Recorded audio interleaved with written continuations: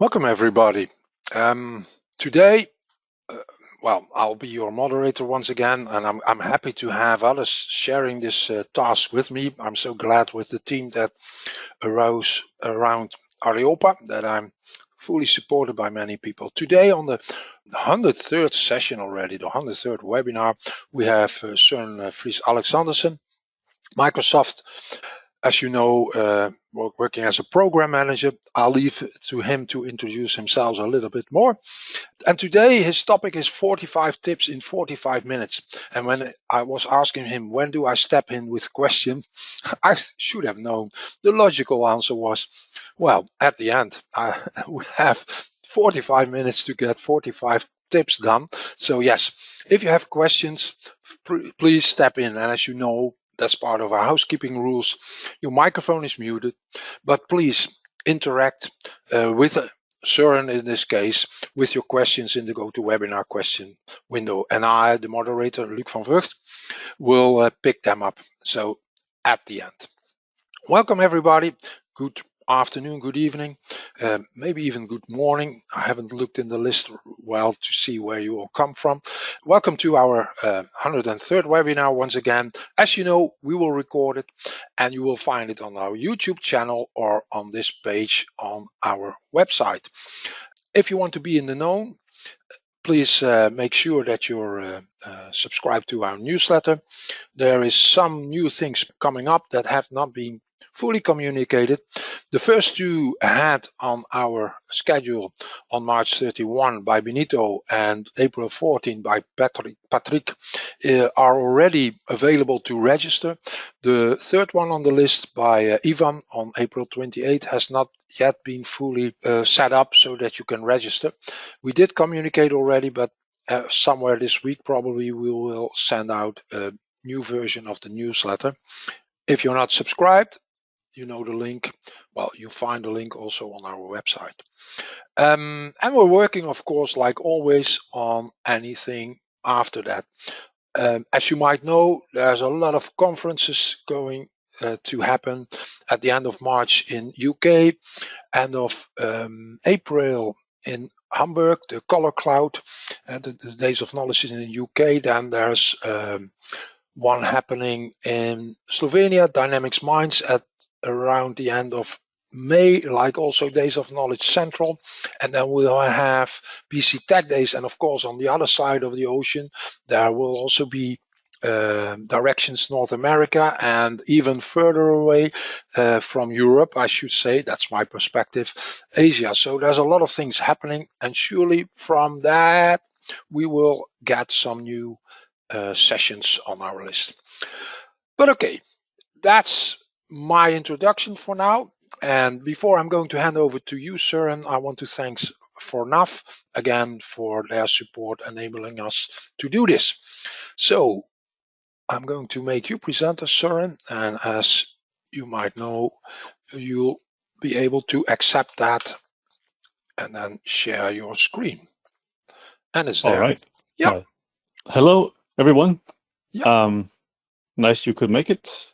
My name is Søren Alexandersen, and thank you, Luc, for inviting me to do this 45 tips in 45 minutes in Business Central. I hope there will be something for all of you.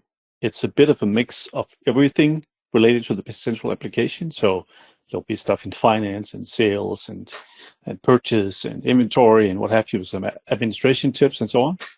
So, but just a quick introduction about myself. I am a product manager in the Business Central engineering team at Microsoft. I've been at Microsoft for a bit over 9 years now, 27 years in the industry, and always working with ERP of some sorts, and obviously now Business Central for the last decade or so, and NAV before then. And I primarily, at this point in time, I work with the finance team in Business Central. I used to work on what we call onboarding related features, and actually the presentation you're about to see is something that was created out of the onboarding theme. I don't do that anymore, but I still do these tips sessions because they're a lot of fun, and typically we get very good feedback on these kinds of sessions. So without further ado, let me go ahead and let me see if I can minimize this webinar UI here.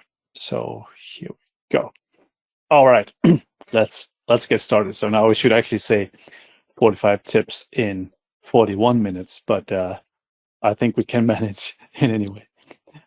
So tip number 1. We're starting very slow, very simple. So use background posting to boost productivity. I don't know if you know, but on many of the setup pages, you can enable background posting.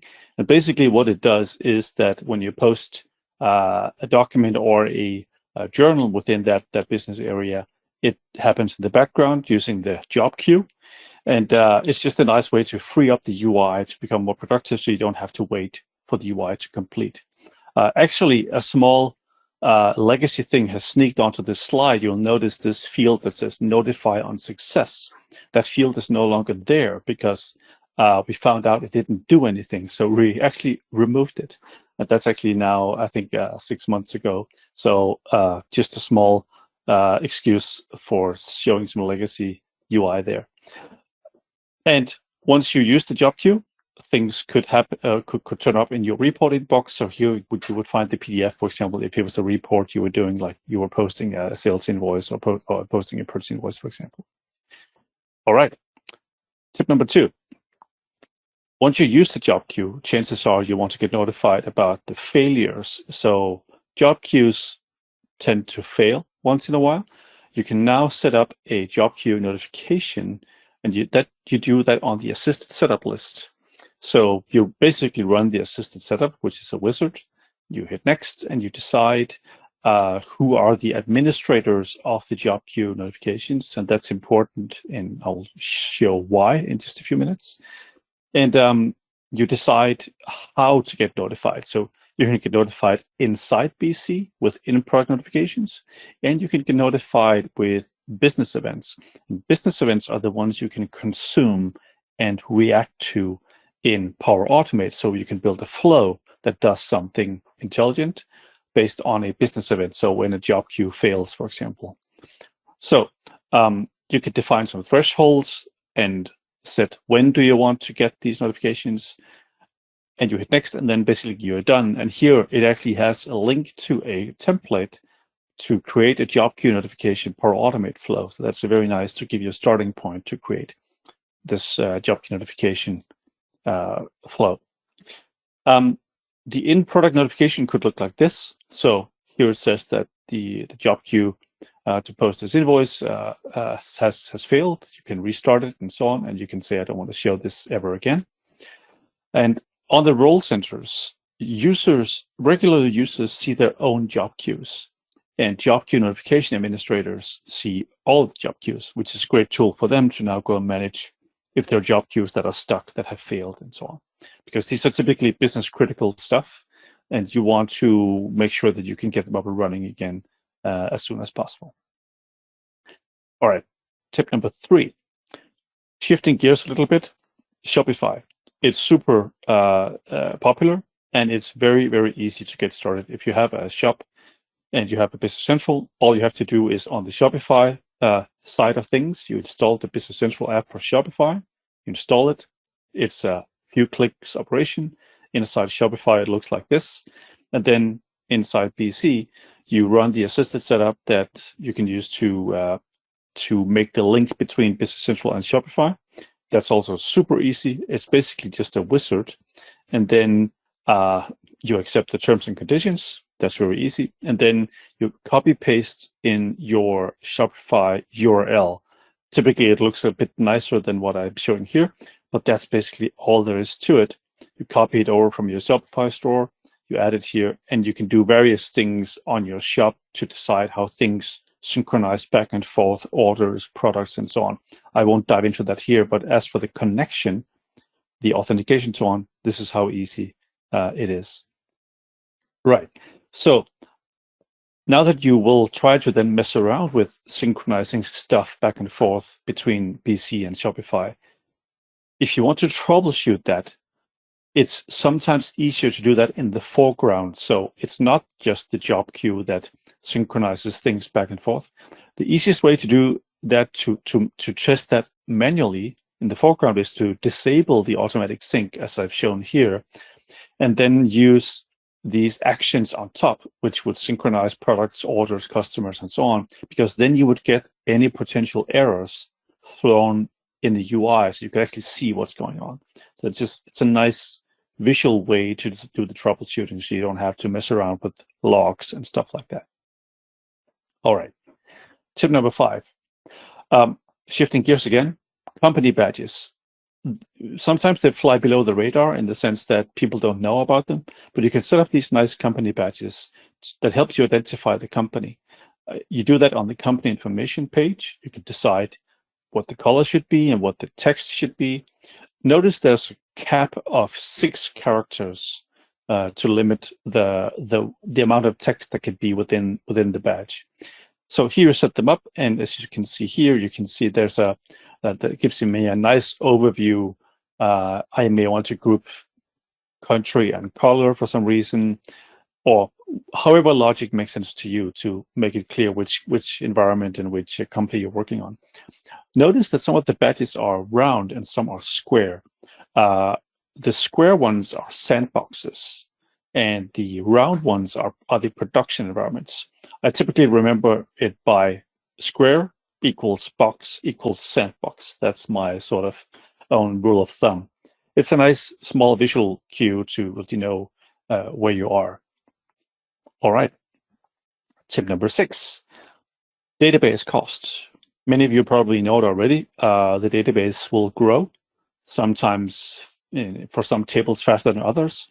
You can use the retention policies to automatically clean up. So basically, when you set up a retention policy, a job queue will run every once in a while, depending on what you've set up, to then delete data that is older than, as you see here on screen, for example, older than 6 months or 1 month or 1 week, depending on what you want for a given table. So in this case, if you want to define one more, in this case, I just set up a retention policy for the job queue log entry. You define the table you want to clean up. And you define, do I want to filter records in this cleanup, or do I want to apply to all records? So let's say I wanted to only remove some of the job queue log entry records. I could disable this field so it doesn't apply to all records. And then I could say, okay, but for all of the records where the status field equals success, I want to keep data only in 2 days, because successful job runs, I'm probably okay, I don't need to keep them. Where the status is an error, I want to keep them for 1 week. So that gives me more time to troubleshoot and so on. So you can differentiate on any field on the table and then create this kind of filtered cleanup. It's very nice if you want to have a bit more logic into how you clean up your database. And speaking of database, you can also use the data administration page to check the size in terms of kilo, megabytes, gigabytes, and number of records within each company, within each table. So especially pay attention to the growth columns on the right side, where you can see what is the growth in percentage the last 30 days. If something stands out here, you might want to look at it and might want to use that as an indicator for what to clean up. All right, tip number 7. I'm just taking my time here. Excellent. OneDrive integration. It doesn't sound super sexy, but it's actually very nice for the user experience. So I'll first show you how to set up, and then I'll show you what it does.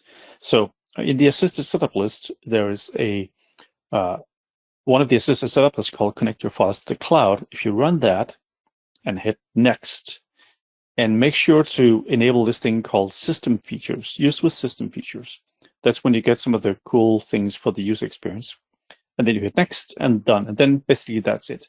What that will do is, when you use features like Edit in Excel or Open in Excel, normally you would have to download the Excel file, open it in your Excel desktop, and so on. But Edit in Excel now, with the OneDrive integration enabled, actually copies the file to OneDrive and opens it there in the browser. So it will seem like a much nicer user experience.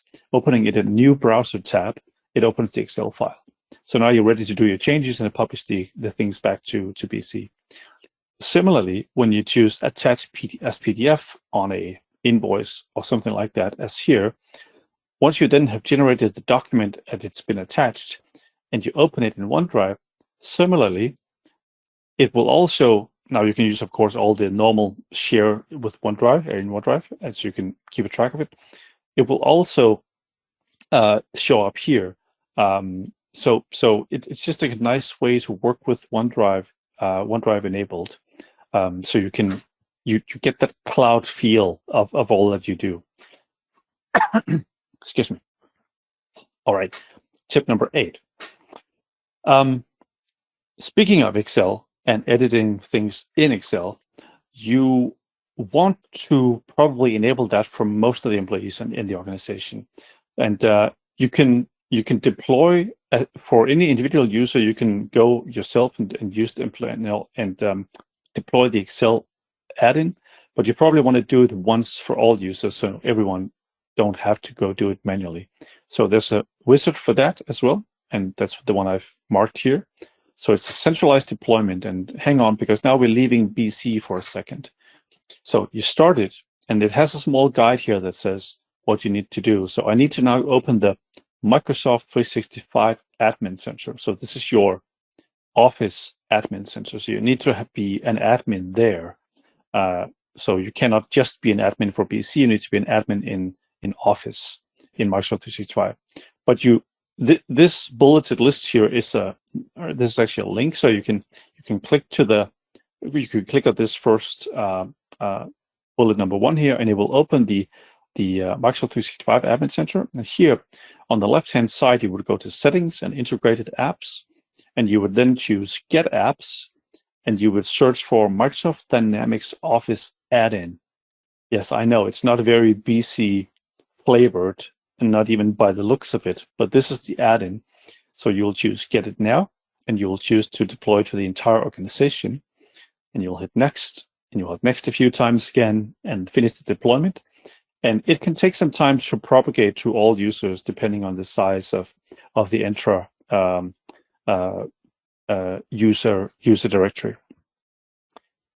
Now you come back to the guide in BC, and you want to choose centralized deployment, and make sure you don't also have individuals that deploy it manually. It needs to be one or the other. And that's basically it for setting up the Excel add-in. So now you can use Open in Excel and Edit in Excel, and all users can do that. All right, tip number 9. This is an interesting thing. When you buy products, by default, you're able to over-receive. So it's not uncommon that vendors will send more than you've ordered for whatever reason. It can be all kinds of reasons, business reasons. You can manage this on the product itself. You can define a over-receipt code. In this case, I created an over-receipt code called over-receipt 10. And I can also set it up on the vendor itself to allow for over-receipt of any product from this vendor. So either on the vendor side or on the product side. So here I say I want to allow over-receipt of 20% from everything from this vendor and 10% of that specific product from before. I set this up in this over-receipt codes list, and I set the over-receipt tolerance here. Excuse, there's a small typo here. So line number 3 actually should say 30% in the text. So I have 3 percentages here, right? So now when I go to a purchase order and I try to receive, I ordered 10. I want to receive 11, meaning a 10% over receipt. That works like a charm. I get a message saying an over receipt quantity has been recorded, and that's great. If I try to over receive 15, so 50%, that would be above our threshold, and you wouldn't be allowed to do that. Notice, though, this small default check here. It means that if you haven't set anything up on products or on vendors, you are allowed to over-receive by 10%. It's company-wide. You also notice that I had 10% on the product and 20% on the vendor. And here it's important to know that the most restrictive setting wins. That's the one that is allowed. All right, tip number 10. Variants. Here's a coffee machine. You can buy it in 5 different variants. Some of these are blocked here. One is blocked, the white one is blocked altogether, while the red one is blocked for sales and the black one is blocked for purchase. What this means is that if they're blocked for any of these reasons, they don't show up in, for example, in this case, it's in the purchase situation. So now the black one doesn't show and the white one doesn't show because they're both blocked. And similarly, in a sales situation, the ones I've ticked are blocked here. What's important to know is that if you only mark the blocked fields, the sales blocked or purchase blocked, after you have created your sales or purchase line items, the block won't have effect. So it doesn't work. The block doesn't work on already entered lines or variants. That's just a small detail. All right, tip number 11. Just checking time again. Okay. So responsibility centers. This is one of the older features in this product. You can define logical responsibility centers like east-west, or make it kind of could also be a department code. You can assign dimensions to it and so on. It's more intended to be a way to sort of filter the view of the world. So let's say I'm a salesperson and I'm only allowed to see everything that happens in the west part of the country, for example, sales orders. You can set up the responsibility center filter on each user in the user setup. And then once you create a sales order, it would automatically inherit the responsibility center, which in turn can also inherit stuff like location code. So that's set up on the responsibility center. And that ultimately means that once I look at my sales orders here on the left side, I only see a filtered view. I don't see all sales orders. I only see them within that responsibility center. Right. Tip number 12. When you buy products and you receive the products and then you get the invoice at a later stage, you might have the issue of not knowing your inventory value from a financial perspective at the point in time when you receive the physical products. So if you want to know your inventory value at the point in time you post the receipt of the product, you need to use what we call expected cost posting. So you move the point in time forward where you know the inventory value. It gets posted on some interim accounts, and then when you get the invoice, there's a settlement happening there. So because there might be a discrepancy with the actual value once you post the invoice, right? So, but in the meantime, at least you now have some inventory value. This is enabled with the field called expected cost posting here on inventory setup. Before you go and turn the switch on, please read the documentation, read the design details. There's a design details document describing all of this. And it would also warn you when you try to enable that this is going to could take up to several hours, depending on your amount of data. So just make sure you read the documentation before you enable this. Right. Tip number 13. Substitute posting groups. Hang on, this is a bit special, but it's also one of these things that sometimes flies below the radar. So let me try to explain this. So here on the sales and receivable setup, you can tweak the setting called allow multiple posting groups. Basically, what it means is that you can, on a customer, for example, now go and define multiple posting groups and allow for a person to substitute a posting group at runtime in a certain situation. Let me try to explain. So here I have 2 customer posting groups, one called domestic, one called domestic at risk. I want to track some revenue that is at risk for my customers, and this is a special GL account that I track this on. Now, on the customer card, I also flip the switch and say, on this customer, I want to allow multiple posting groups. So coming back to the posting groups, I can, for the posting group called domestic that I have marked right now, I can set up what are the alternative groups that in the situation, in the moment, someone must be able to set instead of domestic. So I basically want someone to be able to say, yes, in this case, I think this customer is at risk. I want to be able to set the posting group domestic risk at runtime while creating the sales order, for example, which looks like this. So now you have a sales order. Now, given I have the rights to do this, I can now choose this domestic risk posted group for this specific order. Something about this order is strange. Maybe I feel the customer is a bit weird about it, and maybe however you want to, whatever motivation you have for splitting out into some other GL accounts here that we call alternative posting groups, or via the alternative posting groups. So you can use this all kinds of places. This is just a visualization now of this revenue having been posted here. This also works in purchase and in service. So if you have a need for this kind of, let's call it real-time switching of the posting groups, you can do that. All right, tip number 14. When you post the receipt of on a purchase order and you don't post all of what you ordered, the system will automatically, in this case, sorry, I just post, he'll just do post receive.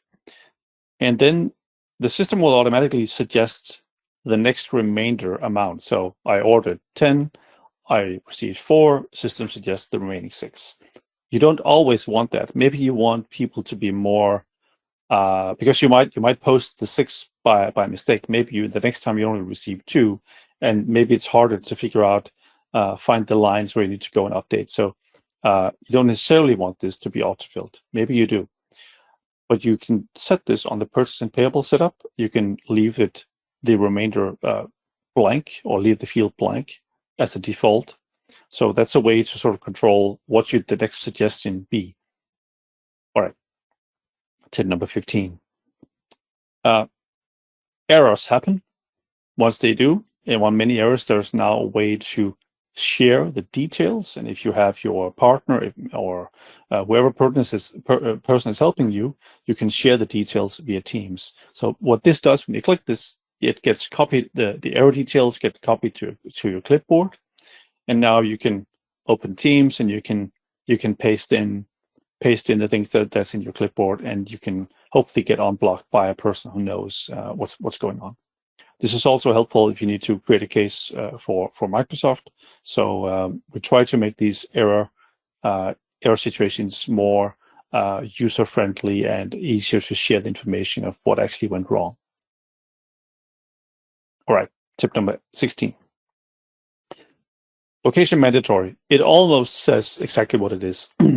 Basically, what this means is that if you have defined locations, well, chances are you want to have them mandatory. Chances are you don't want to allow blank locations. So if I enable this field, then when I enter a sales invoice, for example, I have to select one of the location codes.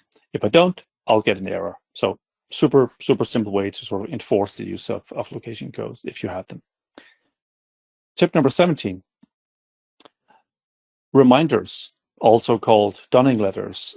So there's now a new, or not so new anymore, some months, accounts receivable administrator role center that you can switch to, but you don't have to switch to it. But here's where you see some of the queues on the role center that you can see here. I've configured 3 automations to send out reminders. And so basically reminders is when you want to remind people that they have a late payment. So why 3? Well, sending reminders is a 3-step process that can be automated. So first you create the reminder documents, then we issue them, as we call it, which basically is the same as posting them, and then we send them typically via email. And these exist as 3 different reminder automations here. So these 3 jobs are here basically. And you can define some settings for each of them. I won't go through all the details. We just mentioned a few. For the scheduling, for example, you can define for the creation of the reminders, is it weekly, monthly, or some other custom schedule. And you can set up various stuff for the creation, like it's only the overdue things you need to want to include in the reminders on the emails, or is it everything? And many other settings. I don't want to dive too much into it here. You can set different reminder terms. So for example, this case for my domestic customers, I set reminder terms, and I can define the communication, so the email text that should be used on any of these 3 levels of reminders. So I want to send reminders 3 times to my customers with varying or escalating seriousness in my communication. So, for example, here my level 1 text is very polite. My level 2 text is less polite, more assertive, and number 3 is maybe more convincing, saying, "Hey, you really should consider paying us on time, so we don't send over the collections family to help collect the funds." All right, that's reminders. Tip number 18: reevaluation of GL accounts. Basically, this is tracking of the source currency code and amount on the GL. It's been a highly requested feature.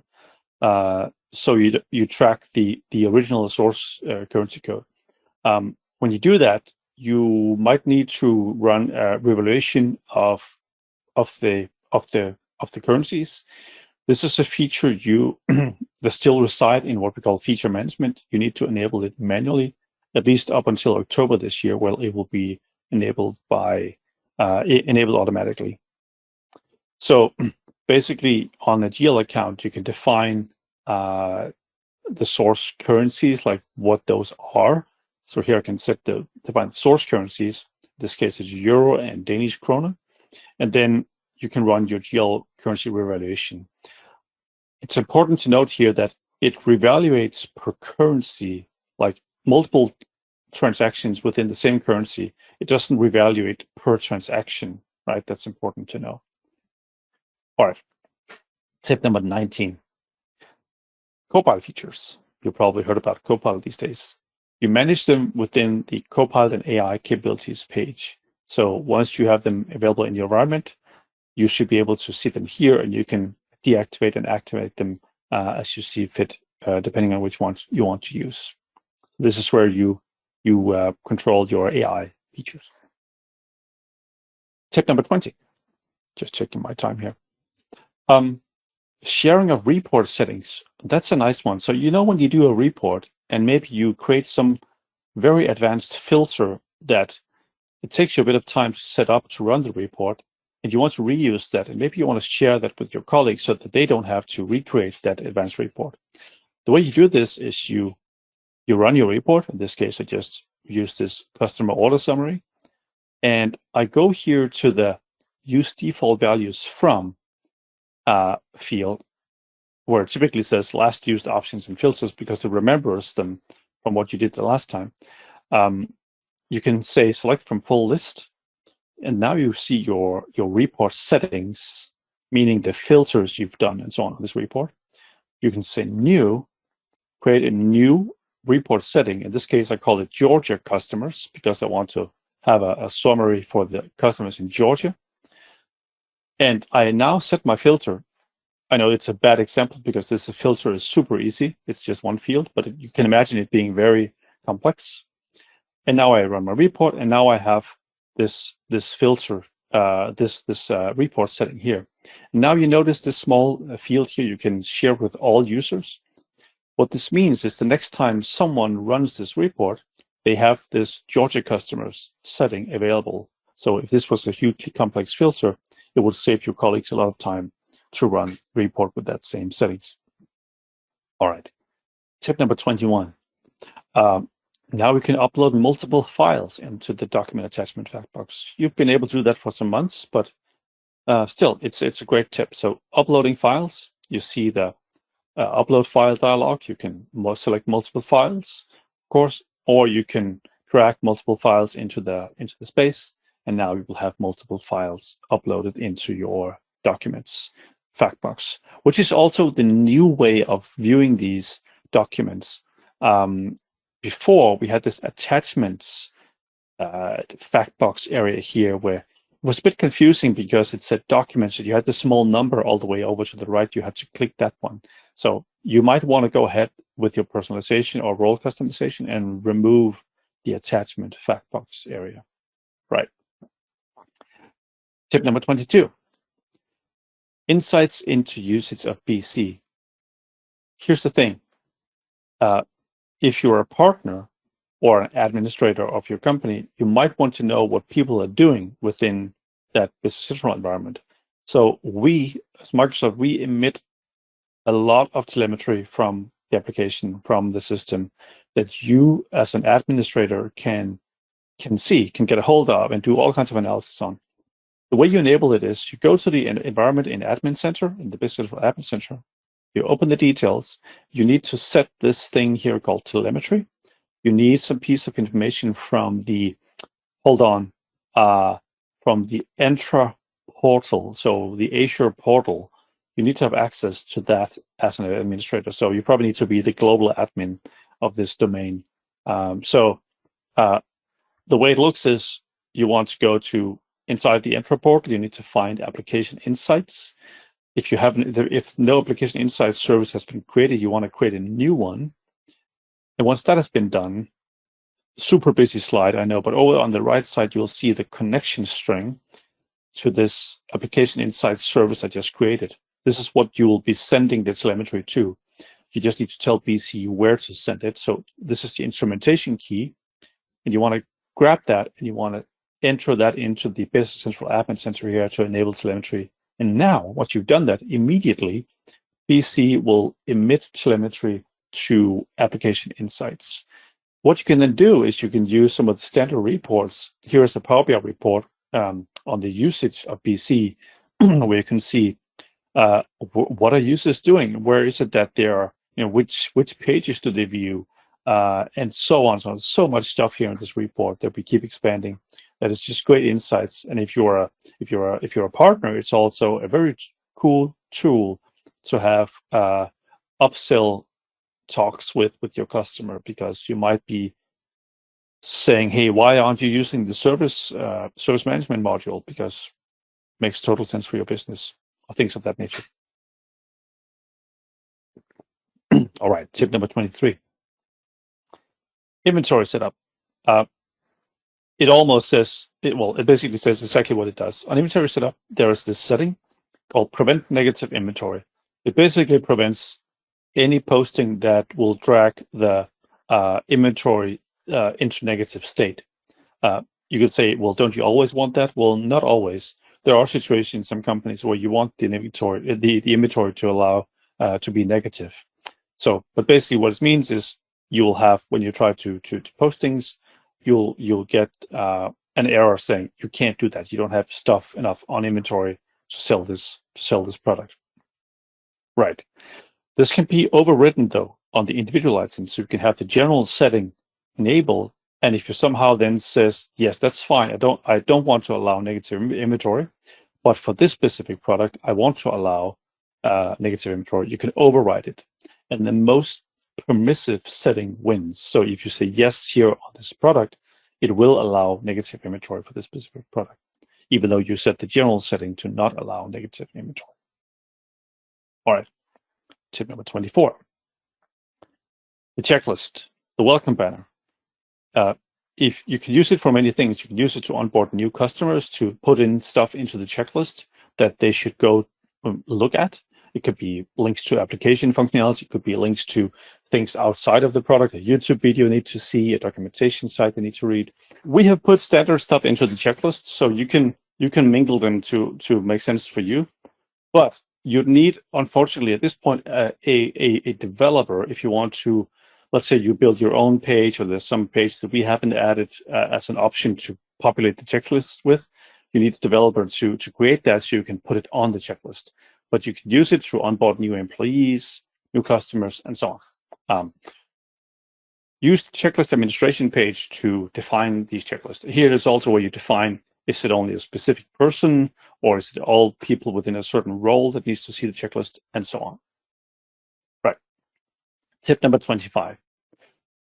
Sometimes BC is slow, and sometimes it has nothing to do with BC. Sometimes it's the last mile of connectivity between the computer you're working on, the internet, and the route to BC to the service. You can check this if it's the connectivity piece by adding /connectivity to the end of the URL, or use this short link here, aka.ms/bccp. And what you'll see then is that you will see this special page that will go through a specific number of checks to check the service health and check the authentication and also the connectivity and so on. So before anything else, check this connectivity piece. Tip number 26. Sometimes we feel that this also flies a bit below the radar. That people don't know that you can use the Role Explorer, this small hamburger menu here, to browse basically all of the functionality or much of the functionality inside BC. You can hit the Explore More roles here, and then if you want to find a specific thing, you can filter here on top.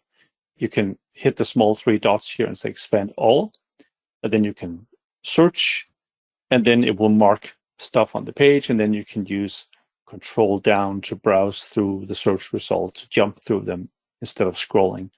It's a nice way to explore, to see what else is here. Tip number 27. This is actually now a bit obsolete, this slide, because the extension marketplace page is no longer in the product, but we used to have this page, and it has been replaced now with a page called Microsoft AppSource Apps that is less visual, if you will, because it doesn't look like AppSource, which the previous page does. But now it's a native BC page, which means you can do all the stuff you can do excuse me, with BC pages, like filtering. So in this case, I want to filter by apps that has bank in the name, or I can use the analysis assist feature and ask Copilot to say, hey, show me all bank apps with ratings, and now Copilot will go do all the stuff that you know with preparing the analysis tab and build that view. So this Copilot feature, this is me showing off on this specific page, could be on any page. The point was here that there's now a page inside BC where you can find apps for AppSource, and where there's a link to learn more about them. Tip number 28. Allocation accounts. So let's imagine you get some kind of expense, and there might be a purchase invoice. This invoice, let's say you buy software licenses, and you want to split out the cost of these licenses across your subsidiaries or various departments. Of course, you can now manually take that one line on the invoice and split it up and assign different GL accounts or dimensions to it. But you can also use allocation accounts. So in this case, I have defined an allocation account that says software licenses. So whenever we buy software licenses, I can use this allocation account that splits up the amount up in with this split you see here on the bottom right. So United States takes the vast amount of the cost, and then the other countries take another split of the cost. So at posting time, this is in a journal and could have been on an invoice document as well. I just use the allocation account and set it here, and then the split of the $5,000 happened at posting time. There's also a function I should have shown actually here on the journal. You can actually unfold this this line here and make the split right here automatically with the click of a button, so the 5,000 would be split up. But if you don't have a need for that to see it before posting, it happens at posting time. So now when I post, I get this cost split up according to the split I've been set up on the allocation account, and now you will see the result here on the chart of accounts. All right, tip number 29. This is actually not a Business Central tip. I just like it so much that I think you should see it as well. In Edge, in Microsoft Edge, the browser, you can group tabs by dragging it over the other ones in the group. So drag another tab over another one, you'll see them grouped, and it has this color now, and you can collapse it and expand it. I just find it so cool to minimize sort of my browser tab space. And you can, of course, as you can in many other Microsoft applications, you can use control and then a number to switch between the tabs. You can do that without the grouping as well. But so yeah, this is not a BC feature. It's just a nice way to group, maybe within BC companies. I want to group different tabs, different environments, and so on. Right. So tip number 30. Balancing amount of journals. This is an oldie but a goodie. So you know it when you enter a journal line here for $100. I manually need to, of course, do the other side of that amount, so the whole journal sort of balances out and say minus 100, and now the total balance is 0. All great. In many cases, this you could want something that is more automated, because often the other side of the equation would be exactly the same. So you would have to, I mean, how many times when I enter in 100, don't I need minus 100 on the other side, like as a mirror, if you will, of the original amount? If that is your most used scenario, you might want to use this feature where you can go to the settings of the batch. So on the top right here, you see me hitting the 3 dots, and I can edit this list of batches, and I can enable this suggest balancing amount. And what it will do is it will automatically specify minus 100 when I add a new line within that same document number, right? So in this case, I add a new line with document number 2, I say 100, and it will automatically create a minus 100 line when I create a new line. All right, tip number 31. Deferral posting. So deferral posting, since they happen sort of forward in time, if you will, from the moment when you receive a document or when you buy or sell something, you want to probably also take control over when is posting of deferrals allowed, just like you want to do it with regular posting, as the 2 fields you see above. So here you define the allowed window within which deferral postings are allowed. You can also override that on the user setup. So one thing is the general setting for the company, another one is the setting for the individual user. So just to go a bit deeper on what is a deferral. So you probably know it, but you can define deferral templates, which is, in this case, I have a template for 6 months, but basically to be used when I sell something or buy something where I want to defer the revenue or defer the expense for 6 months. And then at the bottom, you see the schedule. I want to define how do I then calculate the amounts for the next 6 months. Is that in a straight line? Is it based on posting date? And so on. And what are the actual periods? Is it months or is it quarters or something like that? In a more visual fashion, so imagine you invoice some kind of service delivery right now of 12,000, and you have to deliver the service over the next 6 months. You're typically not allowed to capture all of the 12,000 within the current month. You need to capture the revenue in the subsequent 6 months. So you capture 2,000 every month until you've accrued that 12,000 after the 6th period. That's basic. That's the basics of the deferrals. Right. Tip number 32. Blocking deletion of GL accounts. This is a controversial one, because why the heck can you delete GL accounts? But this is by design. You should be able to delete GL accounts, but you should also be able to decide when can GL accounts be used, under which criteria. So this is governed by these 3 fields you have here. Like there's a date field that basically controls how far back do you want to govern data, so you cannot delete them. And there's also a field that says if a GL account is used in any setup table, like posting setup, you cannot delete that GL account regardless. So the rules are, if there is a balance on a GL account, you cannot delete it.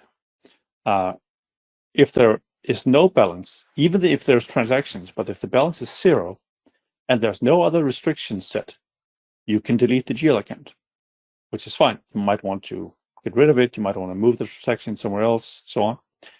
And then the block deletion of GL accounts and check GL account deletion after fields are the ones that sort of say, okay, I want to keep my data for, let's say, 5 years. These are the 2 fields I need to set. That could look like this. So let's say we were in 2024. Oops, and now I revealed that this slide deck is 6 months old. But imagine you're in 2024 and you want to keep data within the current year and then 5 years back. You want to set the date in the check GL account deletion after to December 31st, 2018. So that is the date before which it is okay to delete transactions. If you think this messes with your minds a little bit, the way to think about it, you're not the only one. I had to sleep on this a few days until I really understood it. All right. Tip number 33, determining how credit memos are posted. So this is not to be confused with the function on an invoice where you can correct an invoice and send a credit memo. This setting has to do with on which side of the ledger do credit memos get created. So it's a setting here on general ledger setup. So normally on the left side, when you do a credit memo, it gets posted on the credit side of the customer account. If you have this field enabled, you mark credit memos as corrections, as the field is called. You will actually post a credit memo on the debit side. Seems to be some countries had this as a regulatory requirement. As far as I know, in Eastern Europe, I don't know if that's still the case, to be honest. But if you can use it for some other reason, go ahead. Tip number 34, setting the local currency. This, for people who haven't used BC before, they can find this a bit confusing, but on the general ledger setup card, you define your local currency code. It's used a few places, like when you write checks and some other reports and things like that nature. But some people also think that you have to go and set up your local currency in the currencies list, but you don't. You don't want that to be there because, as you see here on screen, if you just work in local currency, the currency code on your entries should be blank. That's by design. So that means if you have USD, for example, as your local currency, don't go and create it in the local currency list. The system will get confused if you do so. All right. Tip number 35. So I need to hurry up a bit here.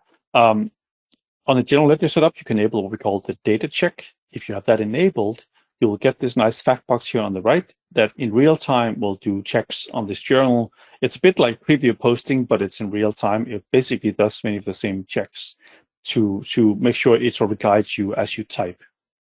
All right. Tip number 36. You want to stay on top of the environmental lifecycle events. So you want to know when there are scheduled updates, and you do that in the admin center. And here you want to make sure that you and the most important people that should know about this have been added here as notification recipients. Basically, just add your name and email into this list. Right. And related to that, make sure you take control of when the update occurs. And note that there are new rules here. So when you set the update, first you set sort of the window, so when on a given day is it allowed to go and update this environment, and also schedule it. So take control of which date it should run on. When do you want the update to happen? And then tip number 38. This is I'll try to do this fast, but this is you need to try to keep up, because this is a bit this is super cool, but it's also a little bit tricky. So imagine you have this list. You'd like this list to be an Excel report because you want to do graphs and calculations and stuff like that. But the list itself is sort of fine. So what you want to do is you want to take this report and you want to create an Excel layout from it. So you run the report, And you say, instead of printing it and previewing it, you say send to, and you say Microsoft Excel document data only. Now you'll see a tab here called data in this workbook, right? And you make sure that the report has all the columns you need here on the data tab. If not, you need a developer to change that. But assuming you have that already, you have the columns you need. In this case, I have the item number and description and some sales numbers. That's all I want. Now I want to go do all my Excel magic. So I create a new tab here on this Excel file, create my graphs. I could create as much as I wanted in this Excel file, right? All kinds of Excel magic that I can think of. And then I want to bring my updated Excel file with all the graphs back into BC, right? So here on the report layout, I hit the ellipsis and I select new, and I call this one top products with graphs. This is the report we use for board meetings, and the format is Excel. It's available everywhere. And now I upload my Excel file, the one I manipulated with all my graphs in it, here. And now I can say, this is the default one. Right. The next time someone prints this report, the data tab, the list of data will update. And because it's Excel, all the graphs will update. So we just print to the list of data. We print to the data tab, but we update all the rest. So now you see, you can imagine what you can do with this. And the coolest thing here was no code required whatsoever. You can do all kinds of fancy stuff here, as much as your Excel imagination requires. Apparently, this was what my Excel imagination could bring me to do. All right. Tip number 39. Monitoring sensitive fields. So you probably know about the change log, but there's also this log here where you can monitor sensitive fields sort of in real time. Maybe there are fields on the company information or vendor bank accounts and things of that nature that you don't want to. Well, if someone modifies it, you want to know about it. Maybe they're allowed to modify it. You control that with permissions. But if they modify it, you want to know about it. So you enable field monitoring. It's a setup guide, and you could decide who is to be notified when changes happen here.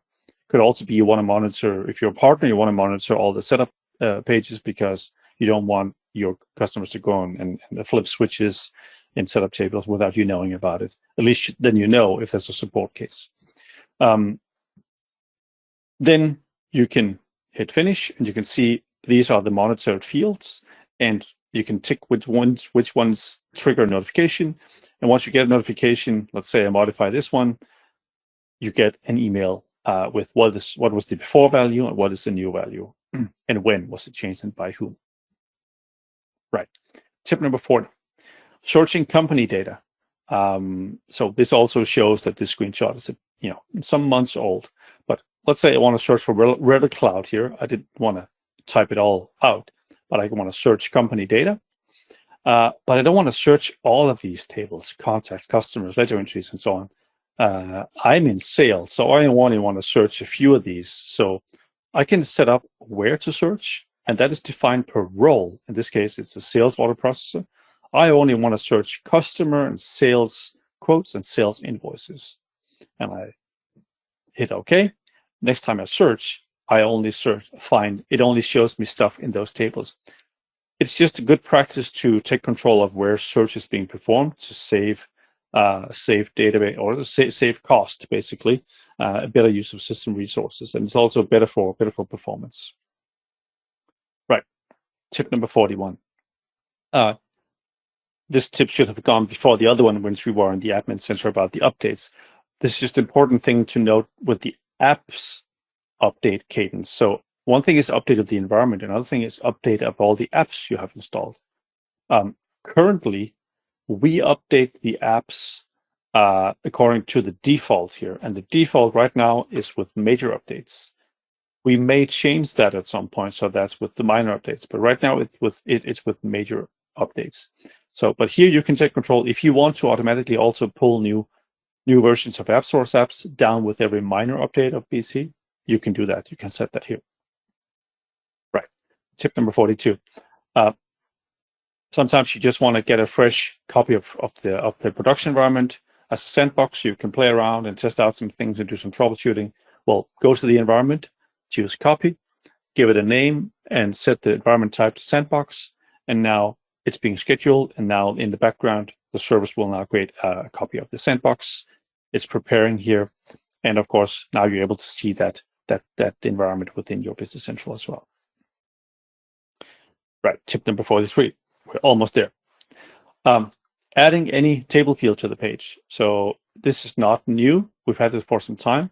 You can add now any field that is on the table, you can add to a page. Before, you had to get a developer, add that table field to the page, and then you can go and choose whether it's visible or not. Now you can go ahead and add, if you have permission, of course, go and add anything that's from the table added to the page. You can do that by customizing the role. So in this case, I want to customize Business Manager, choose Customize Pages, and now you open the page you want to customize. And now you can choose all fields here on the right side, and you can drag in all the fields you want. In this case, I wanted to have all my address fields. I like that on my customer view. So here we go. Tip number 44, importing of master data. So for some types of data, I like to use Excel. I know people swear to configuration packages, and that's also super cool because you have dependencies and validations and triggers and stuff. But edit in Excel is just great for some kind of stuff. So customers, in this case, add all your data here and then publish it back to BC. And here you go. Here's your data. The only thing you should note when you do it this way is that if you have any templates, customer templates, they're not used. So here you're sort of injecting stuff into the table, if you will, without respecting template logic. That's all. And the last tip of today is more kind of a user experience tip. So you know the drill. You're on some record, in this case, on the item on the sales line. I want to quickly jump to that item card to see something. So there's a few ways to do it, but the easiest one is to hold down Control, Alt, and down, the down arrow. That will immediately jump to the item card. This works for any related field in BC. So jump to the master entity, if you will. And that was the last tip of today. Did I almost make it? I almost spent an hour. You made it. I mean, anyway, you made it. But the 45 minutes is quite a challenge. Wow. I think you did a good job. It was, for me, interesting to listen to and not in any way boring. So thank you very much, Søren. No questions on the questions window. So I guess you could say the rest agreed with me that you did a good job, very clear. And to be honest, I'm in this world for quite a while, and there were, well, at least 10 tips, I think, of things I've never used before. So Fantastic. That's very well done. Oh yeah, here Ben Matthews says about the last one, Control Alt down. Yeah, that's a very nice one also. Yeah, we should have what is it, a 90 minutes, 90 tips. There is probably much more that you can share. Thank you very much, Søren. Thank you very much to the audience for being here. And Henrik Karls writes great tips. Have a nice evening. The same to all of you. Thank you very much.